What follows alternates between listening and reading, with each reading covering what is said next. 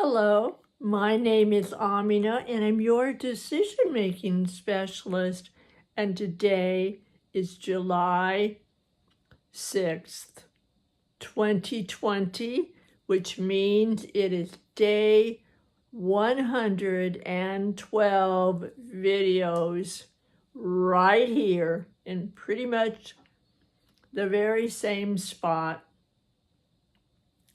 And I don't know where you are in the world or in what country. I know that here in the United States, we have places that have opened up, closing down, various stages of out and back in, because it was either done too soon or too many places all at once. And sometimes there are still people that believe and are very, very vehement in their belief that they will not and do not have to wear masks. Well, guess what? They don't. However, that means that it interferes with their life and eventually interferes with our life. And it seems that whenever there is a huge catastrophe going on, in the beginning, everyone's a little afraid or a lot afraid, and suddenly there is a cohesiveness. We're an all together kind of feeling. And they do offer to help and accept help. And so I raise my hand. We walk around and we believe that that means that things are changing, that the world could be different, that it is beginning to change, that in the midst of this togetherness, we will find a way to really stay together for the very best of all of us. And as the time goes on, and as it becomes day 112 here, and day wherever it is where you are, sometimes have you noticed that can change? And we start looking at the days and the times and the restrictions and the losing of those restrictions and sometimes the gaining of them back. In the middle of all of that, we tend to be in one of two places.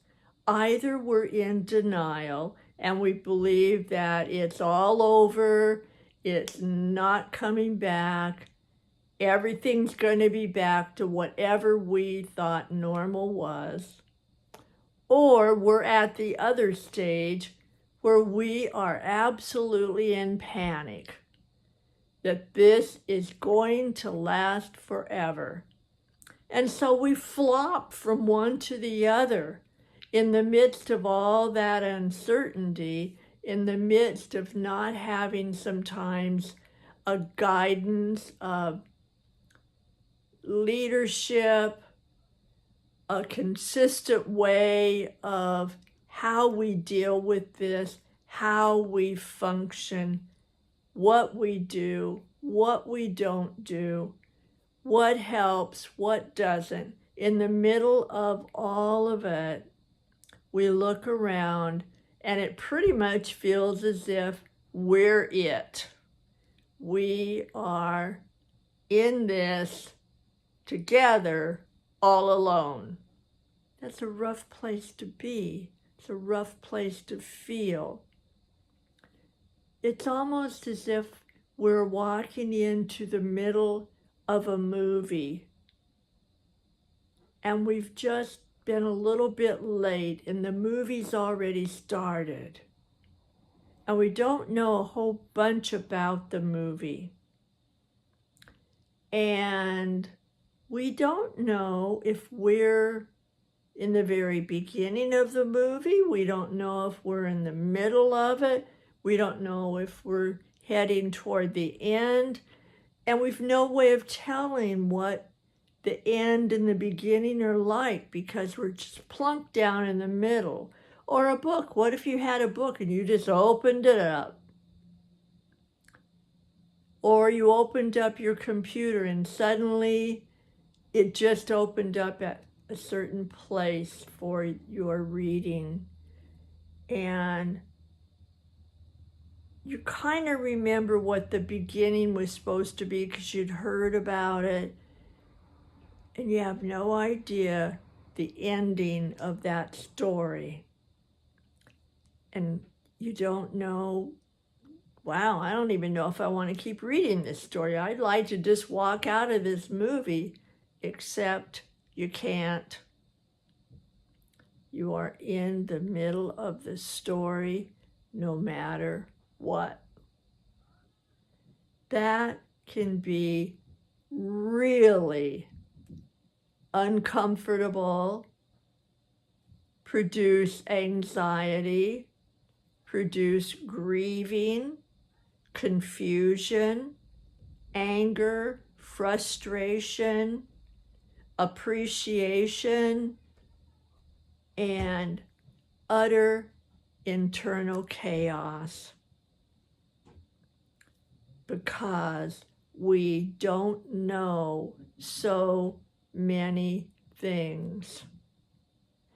In the middle of that uncertainty and that chaos, and the middle of walking into a movie or walking into a book and not knowing our place or what's going on, in the middle of all of that, there's actually, have you noticed, nowhere to hide, even if we're inside? We find out things about ourselves, about somebody else, about the world, about society, almost as if somebody brushed aside the curtains, lifted up the rocks, opened up the boxes, threw open the windows. There is nowhere to hide anymore. We're getting too vulnerable, too raw, too uncomfortable, too frustrated to be able to hide the parts of ourselves that we aren't particularly pleased with. Maybe we're not proud of. Maybe we didn't want to have to face.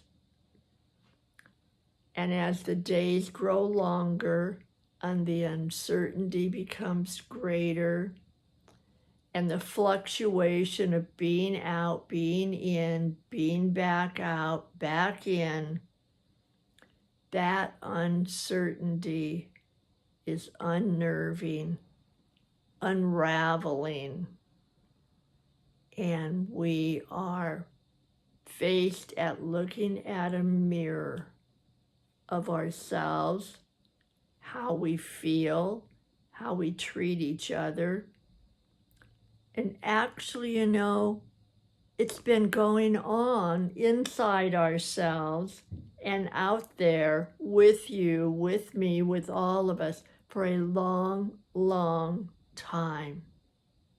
We've just been going so fast in our own direction that we haven't had to slow down and look at some really not pretty truth about ourselves and how we are with other people and how other people are with us. We talk about greatness. We talk about being our best. We talk about making progress. This is a time for us all to measure